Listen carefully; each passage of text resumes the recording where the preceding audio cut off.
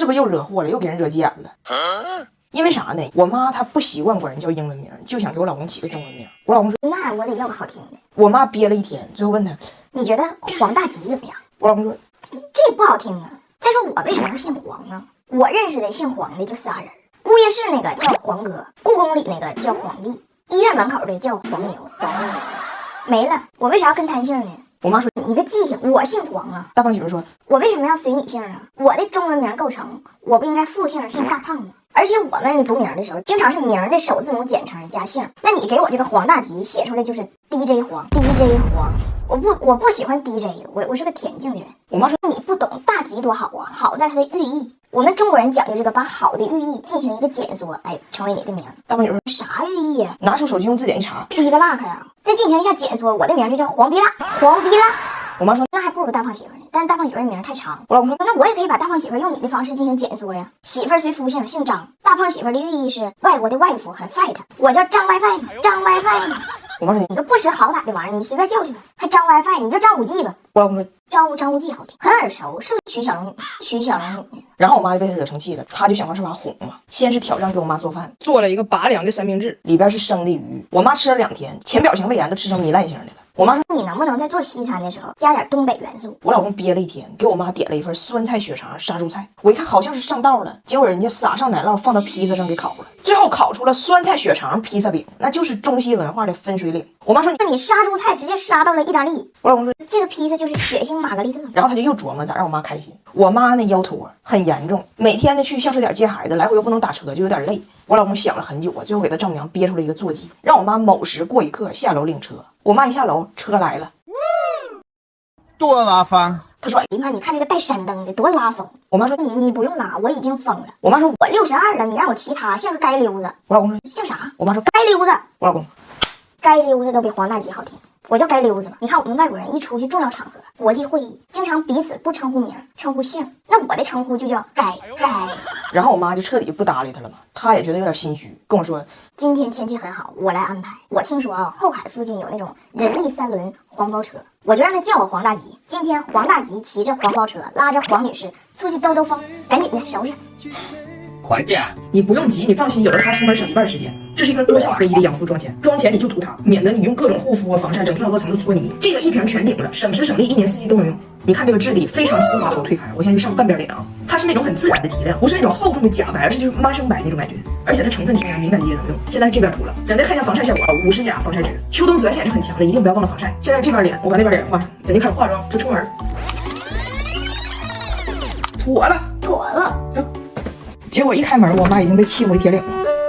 好妹子，可能去可谈了。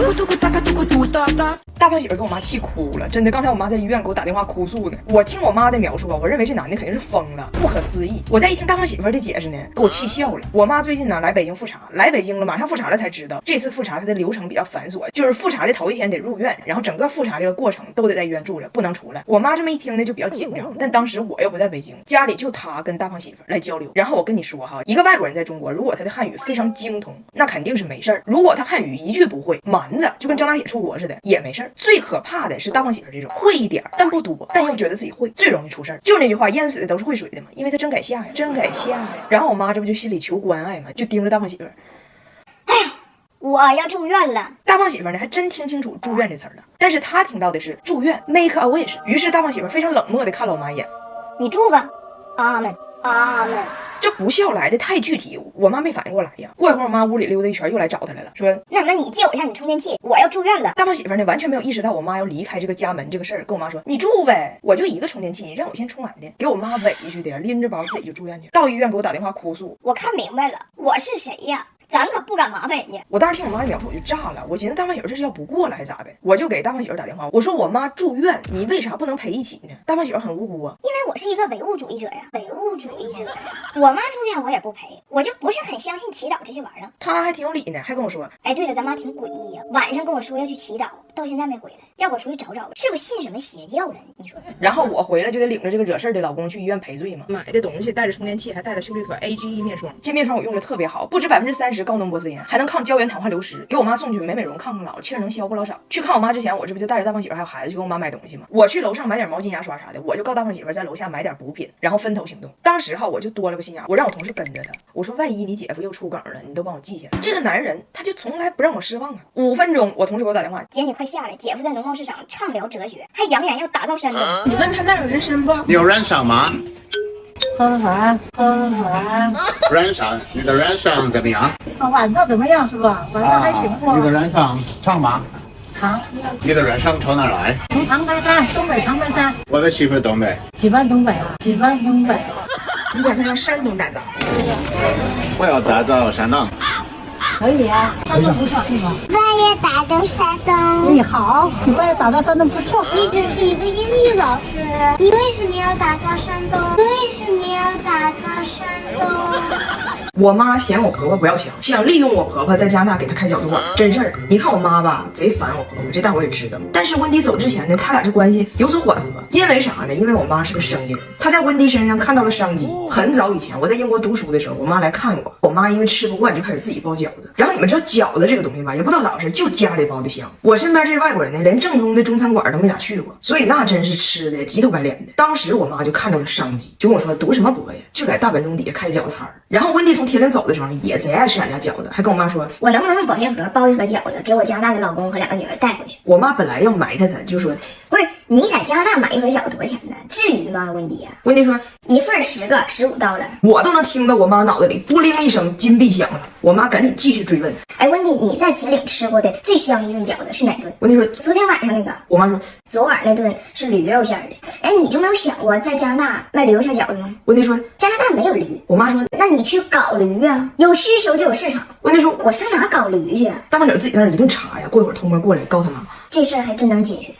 我查了，你让马和骡子在一起生小孩，生出来的就是驴，就是驴。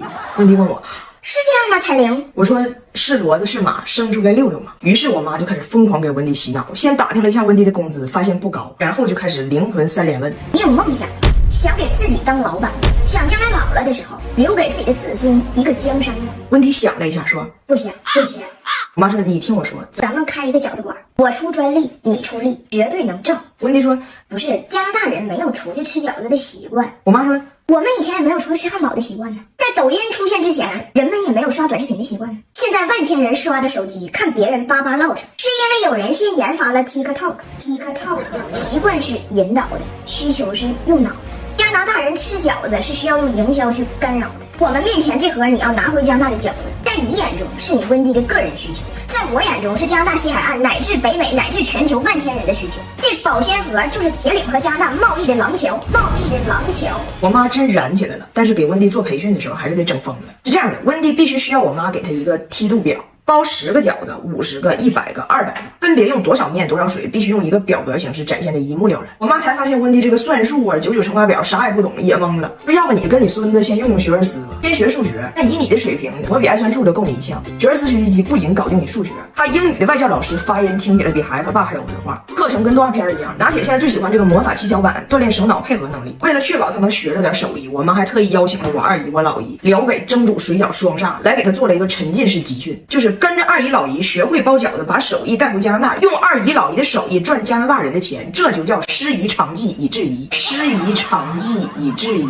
我妈说了，我们的口号是旗舰店在温哥华，分店遍布北美洲，让世界拥抱来自铁岭的翠华蒸饺第1次抽。但是呢，那温迪学2玩意儿都就饺子吃了，就她也被我妈燃起来了，打鸡血了，回去就开始给她老公包了一顿。她以为当时她都看明白了，结果第一次面对这个多少面加多少水整稀烂。我说当时你不是跟了1下午吗？啥也没学着。她说我也听不懂他俩说啥，就只能靠饺子达在旁边给我翻译。他翻译那个内容里，你2姨和你老姨也没咋唠包饺子，就一直说那个赵玉霞要离婚，